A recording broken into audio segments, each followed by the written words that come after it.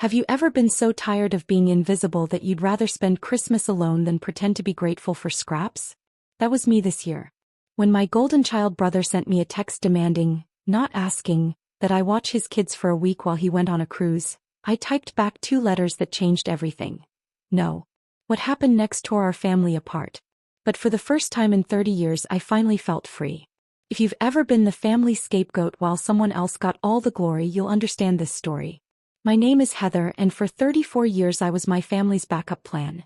The one they called when they needed something but conveniently forgot when good things were being handed out. Let me paint you a picture of Christmas in the Wilson household. Imagine a living room that looked like a toy store had exploded, but only on one side. My brother David's side. Mountains of wrapped boxes. The biggest bike, the newest video games, remote control cars that probably cost more than mom's entire grocery budget. David tore through his presents like a tornado. Paper flying everywhere while mom and dad laughed and snapped pictures of every moment. Meanwhile, I sat cross-legged on the carpet with 3 small gifts. A sweater from the discount rack, a book I never asked for. One year when I was 12 I got nothing at all. When I asked mom why, she sighed and said, "Oh honey, be grateful you don't have the pressure David has. He's got such high expectations to live up to." Pressure. That was their favorite word for David. Every privilege, every indulgence, was explained away as pressure. New clothes because he had to look good. Expensive sports equipment because he was on the team. Pocket money for movies and dates because his social life was important for his future. From where I sat, that pressure looked a lot like rewards for simply existing. David brought home C's and D's and Dad would pat his shoulder. "You'll get them next time, champ." I brought home straight A's and all I got was, "That's nice, dear. Can you help me with dinner?" I became the family's Swiss Army knife. Babysit David's friends when he threw parties? Call Heather. Clean up afterward? Heather's got it. Drive across town at 2 a.m. because his car broke down? Heather doesn't have plans that matter. For 3 decades I played the role perfectly. The good daughter. The responsible one. The one who never caused trouble.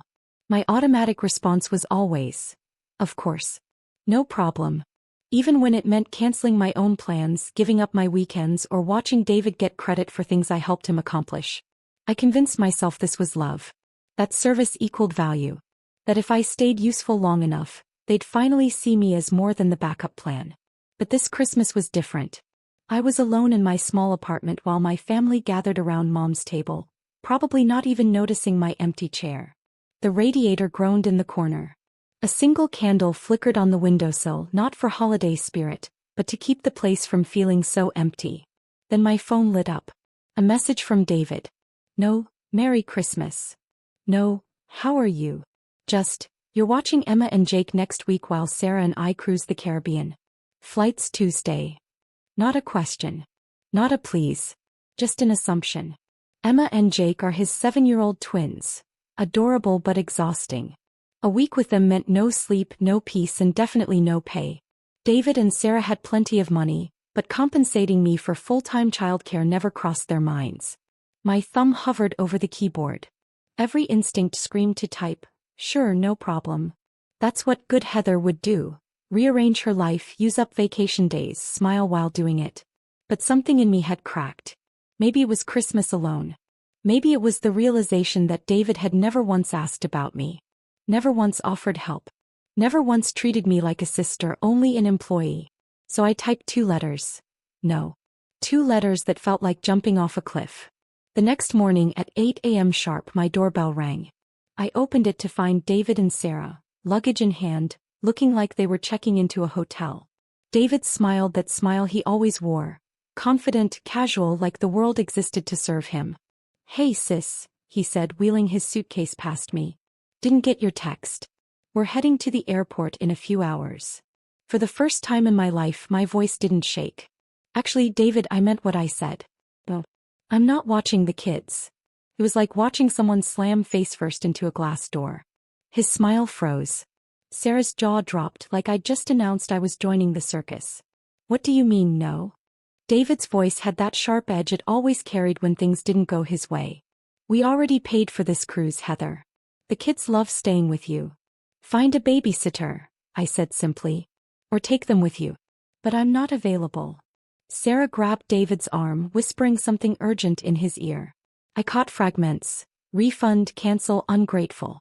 They lingered another minute, David's jaw working like he was chewing nails, before turning and leaving without another word. The sound of their suitcase wheels scraping down my hallway felt like a line being drawn in the sand. The next day, I found a note taped to my apartment door in David's handwriting. You'll regret this, Heather. The family remembers. A threat. After 34 years of being their on-call help, my brother was threatening me, for daring to set a boundary. That night I sat holding that note and something shifted in my chest. Memories I'd buried for years came rushing back. Like the time I was 16 and got accepted into my dream college, but Mom and Dad said they couldn't afford it, because David needed a new car for his senior year. Like the time I was 25 and had finally saved enough for a vacation, but David begged me for a loan to cover his wedding deposit.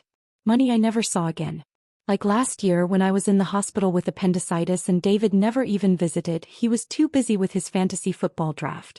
3 days later my phone rang. David's number. I answered and the background noise said it all. Music, laughter, the unmistakable sounds of a cruise ship. They'd found someone else to watch the kids and gone on their trip anyway. You ruined everything, David slurred into the phone, clearly drunk. Sarah's parents had to fly in to watch Emma and Jake. Do you know how embarrassing that was? Mom's right about you. You've always been the selfish one. That word hit me like a slap. Selfish. The same word they'd used my entire life to dismiss every need, every boundary, every request for basic consideration. I don't think wanting a week's notice before babysitting full-time is selfish, David. You'll regret this when you have nobody left, he snapped. We're all you've got, Heather. Without family you're nothing. The line went dead. And then the avalanche began. Dad called first, his voice cold and disappointed. Heather, honey, I don't know what's gotten into you. David says you refused to help with the kids. That's not like you. Maybe that's the problem, Dad. Maybe I've been too much like a doormat and not enough like a person. Don't be dramatic. Family helps family. That's how it works. Then Mom called, sobbing so hard I could barely understand her. How could you hurt your brother like this? He's always looked up to you. You broke his heart, Heather. And mine too. Looked up to me? In what universe? But I didn't argue. I just let her weep about how disappointed she was, how I was tearing the family apart. Even Aunt Carol joined in. David had launched a full campaign painting me as the villain.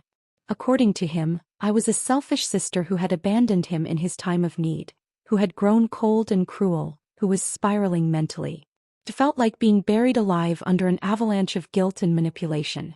Every voice from my childhood came back to haunt me. You're wrong. You're bad. You're the problem. But for the first time in my life, I didn't bend. Christmas Day came and went. No family dinner invitation. No phone calls. Just silence from the people who claimed to love me but only when I was useful. I spent the evening in my small apartment with one flickering candle. The radiator clanked and groaned like always, but this time it didn't sound lonely. It sounded peaceful. I thought about all the years I'd begged for a seat at their table when I could have been building my own life instead. All the energy I'd poured into earning love that was never really there.